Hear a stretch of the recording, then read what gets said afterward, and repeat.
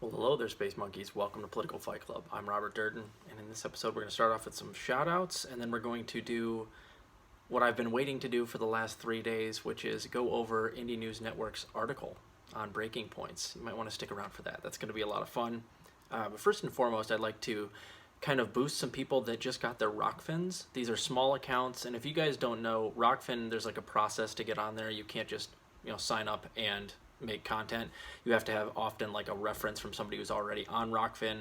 So Indie Left has been helping a lot of these channels get on Rokfin, which is awesome. Thanks to Indie. This is what he does best. And he also has his own Rokfin, by the way, Indie Left. Tara Reid also has hers. I have mine, of course. Go check that out. We're kind of migrating towards Rokfin and Rumble and Odyssey because, of course, YouTube is the censorship apocalypse is working very well through YouTube. Chances are, if somebody's telling you the truth on a regular basis, they're getting banned regularly on YouTube. Franco gets banned all the time. I've been banned. There's a bunch of other people like Hard Lens Media gets strikes all the time. Revolutionary Blackout gets banned all the time or gets strikes against them all the time. So if they're telling you the truth, chances are you're getting banned on YouTube. And now we're moving to Rokfin. These are small channels that just got on there. Let's go boost them. James Fauntleroy from the Revolutionary Blackout just got his Rokfin like yesterday. So that's awesome. His YouTube is also growing like crazy, which is awesome. Congratulations, JB. Go sub to him. Uncle Warren, Extra Bulla, he also just got his a few days ago. He does a YouTube channel that's awesome. They talk about politics, but they talk a little bit about everything. He'll be talking one moment about like UFOs, and then they'll talk about hallucinogens, and then we'll be talking about astrophysics or whatever, It's really fun. I like his show very much. That's Uncle Warren, one of my INN brothers, just got his. The Banks sisters just got theirs as well a couple of weeks ago, I believe. That's Courtney and Keisha. They do awesome content. They're sisters that they sit next to each other and just talk and do very biting political content, and I like it very much. It's a great channel. Go check out the Banks sisters. And then Indie News Network. Now, Indie has his own channel. Now we have a channel as a group where we're going to be streaming lots of things, having lots of interviews. It's different than what Indie does with like Reef and what he does on his own channel. So now there's two separate channels, the INN channel and Indie News channel. Also, shout out to Savage Joy. She has had a Rokfin for a little bit here, but she's growing like crazy, and I saw that she just had the Bank Sisters on like a couple of days ago. That was a good episode too, and she's had me on multiple times. She did an episode with one of my INN brothers, Big Mad Crab, a couple of days ago as well. So check out Savage Joy Marie as well. She's also on Rokfin. So that's pretty cool. Last one is Marcus Cage in the Political Matrix. Just got his a couple of days ago.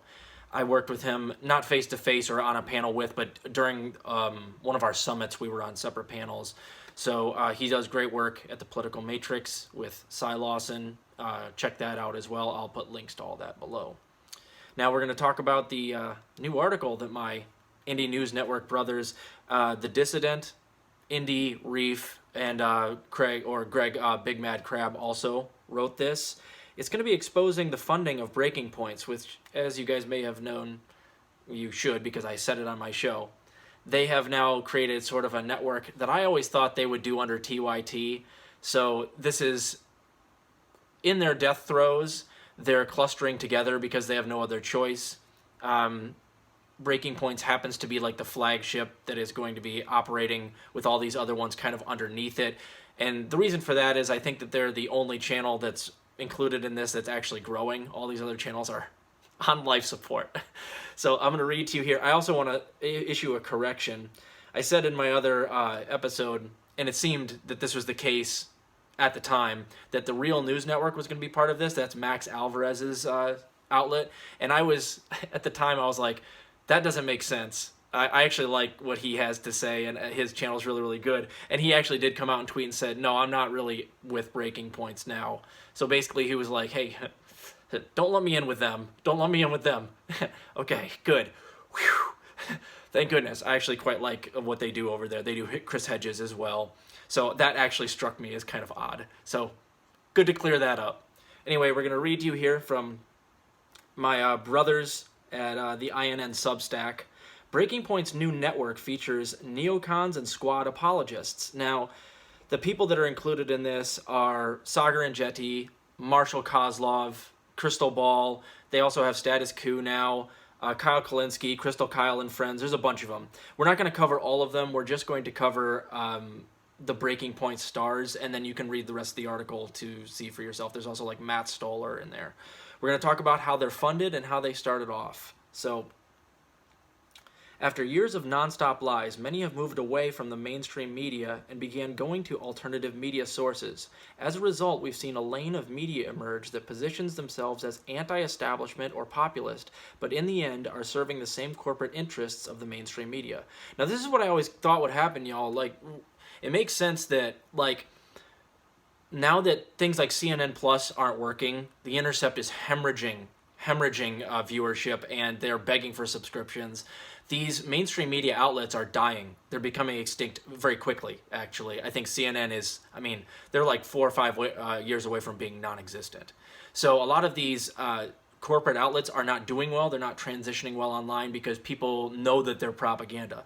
So the way that the establishment propaganda apparatus evolves is they either try to transition online, which they can't, or they throw money at already established voices that are a little bit younger and, like, make them into the new mainstream media. And I figured that was the more likely of the two. That's why I always thought that they would do this with TYT. They would all kind of cluster together, and TYT would just be like CNN and MSNBC mixed together, but now online with some slightly younger faces that know how to talk progressive, but are really just serving corporate interests. That's what I always thought would happen. That's what's happening here. They are just throwing money and clustering together these rich people that sound populist left or even populist right in Sagar and Jetty's case. But trust me when I tell you, they're all corporatists. So we have to keep our eyes on this. This is extremely important. And knowing where they get their funding is huge. That's why this article is so awesome.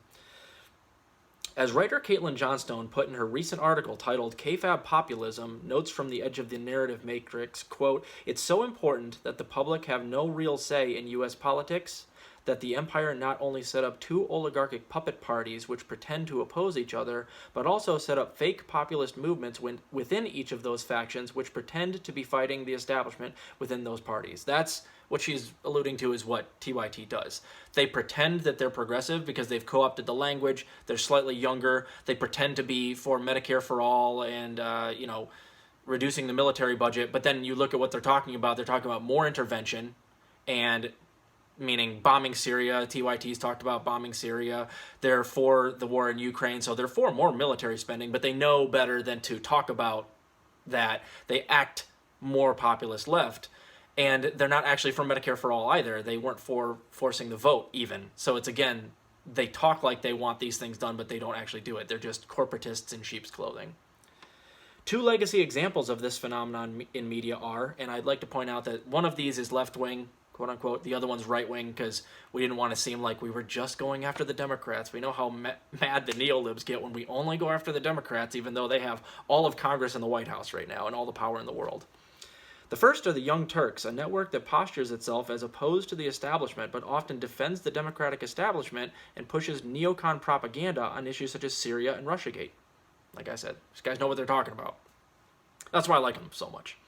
2. Tucker Carlson, founder of the Daily Caller and a Fox News host, who postures as a populist. The issue is that he consistently pushes pro-war talking points on China and has many close connections with the neocon establishment, such as his involvement with the dirty war in Nicaragua or the fact that he previously tried to join the CIA. I would highly recommend you read that article too. It's a good article about him trying to join the CIA. Both of these outlets are supported by the Republican and Democratic establishment. The Young Turks took $20 million from Hillary Clinton donor Jeffrey Katzenberg, and Tucker Carlson is allowed on the Rupert Murdoch-owned Fox News. Again, people at the INN don't really see red and blue. We see the haves versus the have-nots, and we see like Fox News, MSNBC, and CNN. They're two sides of the same coin. They're not opposing one another. They all serve the establishment. They just have quite different writing and different PR firms that help them put out their propaganda to different audiences. That's it. There's no difference other than that. The latest example of this type of corporate-backed independent media is Breaking Points, a self-described anti-establishment outlet centered around hosts Crystal Ball and Sagar and Jetty, who left the Hills Rising last year in a public breakup after helping build the popularity of that YouTube channel, then started their own channel and show. Rising evolves into breaking points. Rising was suspicious since its beginning. In its early days, it was hosted by Crystal Ball and Buck Sexton, which, that sounds like a porn star name. Just gonna say that. A former CIA agent, back then, it did not have a populist slant to it. Sexton would often pump out mainstream neocon segments such as an interview with a former national security advisor to push Trump's war with Iran. The show began its populist bend when Sagar and Jetty joined. Robbie Martin, a journalist, a researcher who focuses on neocon infiltration of the populist right, has pointed out that once Enjeti joined, quote, Rising basically became a repackaged version of the realignment. On Rising, Sagar would often repeat neocon talking about China, but frame it as using the language of populism, which that's what he does to this day. And the realignment, as we're going to find out, that's Sagar and Jetty and Marshall Kozlov show, is actually funded by the Hudson Institute, which is a neocon think tank. The Hudson Institute. Examples of this are segments titled, quote, John Cena's disgusting bow to China reveals how sold out the U.S. elite is. And, quote, NBA China problems show how corporations have sold out America. And you'll get a lot of that, warmongering towards China on breaking points. A lot of these shows do, actually. A lot of them, like, for instance, overstated the Uyghur genocide. Ryan Grimm did this and got laid out by Kim Iverson on Rising recently. So they all kind of do the same thing because they all know the establishment wants to ramp up tensions with Russia right now, but also China is the long game. Mark my words, a lot of the reason the U.S. is in NATO is going after Russia right now and trying to bleed them is because China and Russia have been pushed together by the recent sanctions and the Ukraine war. And there's an alliance, an Eastern alliance forming. And by bleeding Russia, you actually bleed China in the long term too. So that's why they talk about this. The establishment wants both of these countries to have a substantial amount of fear towards them. So they do fear porn like the Uyghur genocide, which, again, Kim Iverson already laid out Ryan Grimm and would lay out somebody like Sagar or Crystal Ball if they were to have a conversation about China and Taiwan and the Uyghur genocide. So that's what they're all talking about. Doesn't matter what color tie you wear to work. This segment titled shows how Sagar pushed his China bashing under the guise of being anti-elite and anti-corporations. Eventually, after leaving the Hill, Crystal and Sagar announced that they were starting their show rebranded as an independent channel. Upon deeper examination, the show represents a wealthier segment of the controlled opposition on the outer edges of the Democratic, Progressive, and Republican Libertarian establishment. They help determine the parameters of what is deemed quote-unquote acceptable political discourse.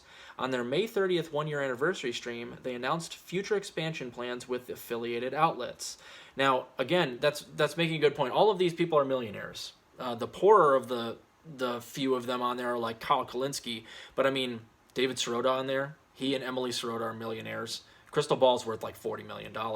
These are just sort of like mainstream media pundits, but with a slight software upgrade. That's what this is. They've evolved to sound a little more progressive and a little more right populist. But believe me when I tell you, these people don't really give a damn about the average working person, right or left. They're a part of the establishment. Let me scroll down here. So we have Marshall Kozlov, Crystal Kyle and Friends, Status Coup, Kyle Kalinske, The Lever, which is David Sirota's outlet, The Realignment, which is Marshall Kozlov, and Sagar and Jetty. And then there's another one with Matt Stoller. But we're just going to keep it to the top hosts here. Let's start with Crystal Ball. Crystal Ball, who ran for Congress as a Democrat, is also not free of corporate sin. Crystal has long since operated under the progressive guise while simultaneously sheep-herding her audience into Democratic machines. Follow her failed congressional run. Crystal went on to work under contract with the popular cable news network MSNBC as a pundit and a show host. Crystal has been quite set on the idea of quote-unquote reforming the Democratic Party is the best course of action for the working class. She made it clear in her book, Reversing the Apocalypse, Hijacking the Democratic Party to Save the World, that was written in 2017. Although here she correctly documents the descent of the Democratic Party, she rests on the case of turning the Democrats into the idle fantasy of defeating the managerial class and Silicon Valley giants via electoral politics without once mentioning or calling for direct action throughout her entire career. Worse, Crystal Ball has seemed to fully recover from the financial corruption scandal surrounding her former PAC, the People's House Project, in 2018. With a stated mission of supporting quote-unquote working and middle-class Democratic House candidates in the Midwest and Appalachian states, Crystal used much of the raised money to fund her own salary, gave less than 3% of the total raised money actually paid out for congressional candidates. The biggest donor to the PAC was Reid Hoffman of LinkedIn and PayPal fame. And Reid Hoffman is such an elite, he was just at Bilderberg like 2 days ago. And I'm going to give you the actual numbers here. According to the Federal Election Commission, records show that Crystal paid herself $279,333 and only paid out $48,766 as contributions. The PAC also paid the DNC-connected law firm Perkins Coie almost $18,000, which, you know, if you've been watching my show, what Perkins Coie does. That's just like Hillary Clinton's law firm. Why would Crystal be getting donated to by Hillary Clinton's law firm? I don't even want to speculate, but it is interesting. It's just interesting. It's almost like it's a big club and you ain't in it. And then let's go to Saagar and Marshall, and then I highly recommend you read the rest of the article. It's a wonderful but long article. The Realignment is a podcast hosted by Breaking Point's co-hosts Saagar Enjeti and lobbyist Marshall Kozlov. As Alan McLeod reported in Mint Press News, which he's an OG, absolutely should go subs to him as well, Alan McLeod. I've already showcased numerous of his articles. He reported in Mint Press News, the podcast, along with its two co-hosts, was previously funded by the Hudson Institute, a pro-Iraq war think tank funded by weapons manufacturers such as Raytheon and Northrop Grumman. Oh, geez. That's not exactly where you want to get your funding from if you're independent news, am I right? The podcast guest list is full of hardcore neocons such as Mike Pompeo, Trump's ultra-hawkish Secretary of State best known for trying to start a war with Iran and plotting to kidnap and kill Julian Assange. Yep, he was head of the CIA. Other guests of the Realignment podcast include Josh Rogan, a Washington Post columnist who pushes for almost every war, Josh Hawley, Tom Cotton, and you guys know who those guys are. According to Marshall's Twitter bio, the podcast is also part of the Lincoln Network, which is, quote-unquote, boutique think tank that works with policymakers and tech innovators to promote market-oriented ideas to strengthen American innovation. He's actually a lobbyist. The podcaster's two co-hosts have extremely sketchy backgrounds. Alan McLeod reported that Saagar started his career at the Institute for the Study of War, the ISW, a hyper-hawkish think tank funded by arms manufacturers. Enjeti also studied counterterrorism studies at the Israeli University IDC Herzliya, which has a board of full of former CIA officials and former Mossad chiefs. Saagar often slips in neocon talking points into breaking points. He once hosted pundit Jacob Hellberg, who said the United States needs to send arms to Taiwan and support the war with China if they invade Taiwan. Enjeti failed to disclose that Hellberg works for the think tank CSIS, which is funded by arms manufacturers, oil companies, Western governments, and Gulf dictatorships. Sounds like the type of people you want to have to spread their ideas on your show, am I right? Lobbyists. That's what you're going to see on Breaking Points now, is lobbyists.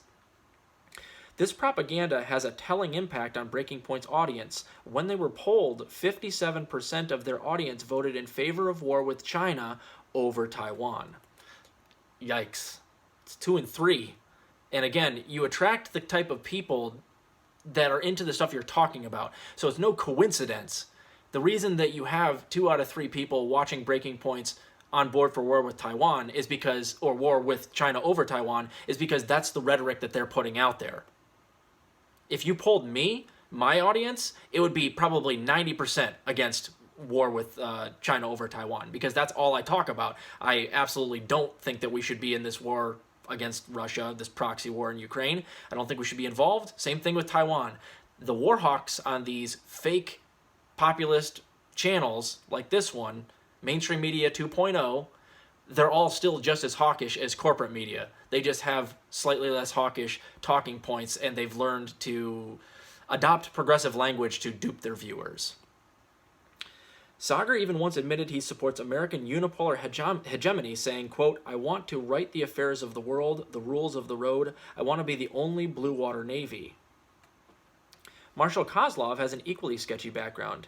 In the documentary on the Israel lobby, The Lobby, Marshall is shown taking part in a neocon-funded AstroTurf counter-protest to a pro-BDS protest.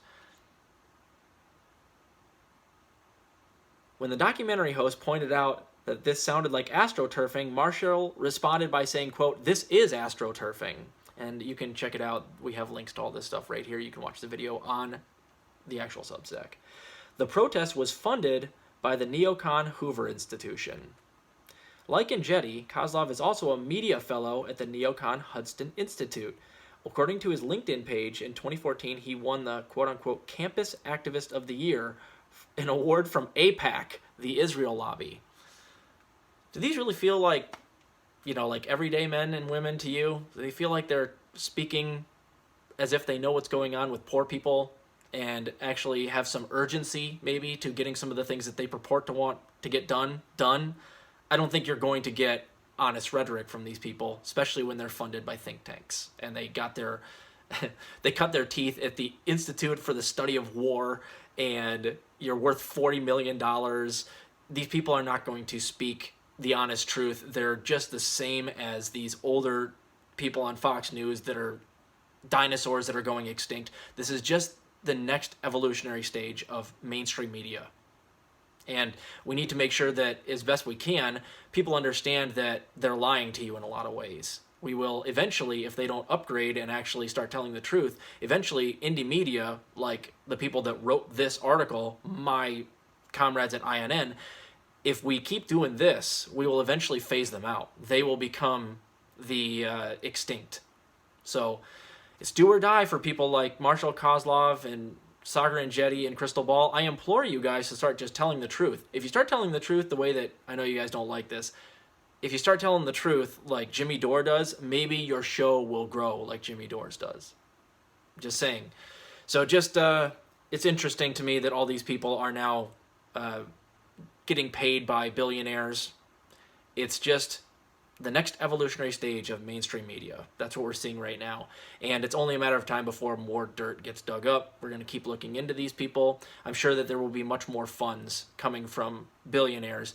It doesn't mention it in here either that also the Young Turk got $4 million from the previous Republican governor of Louisiana, Buddy Roemer. So they rail against Republicans constantly on there.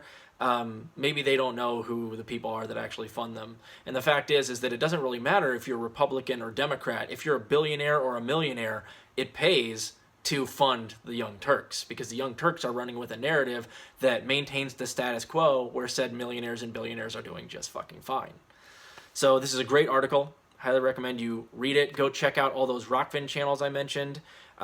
Let's boost them now that they got on Rokfin, and we're going to do our best to kind of, again, evolve past YouTube, because there's so much censorship going on right now. It's out of this world. I'll be talking to you a little bit later about some censorship going on in relation to the Washington Post, and some censorship going on in terms of people that are actually doing good work, like Jackson Hinkle getting censored, Wyatt Reed, who works for Sputnik International. As soon as anybody mentions anything about Paul Mason right now, chances are they're getting censored. So if my YouTube channel goes down right after this, you know it's because I said Paul Mason's name. He tried to do a massive, he's running for the Labour Party in the UK, and he literally got caught with his hand in the cookie jar of trying to build a smear campaign against the Grey Zone and people like George Galloway. And he got caught, and everybody's railing into him right now. And the people that are railing into him, a lot of them seem to be getting censored over the last 24 hours. So if my YouTube channel goes down, it's because I talked about Paul Mason. You find that good fight out there, guys. Talk to you later.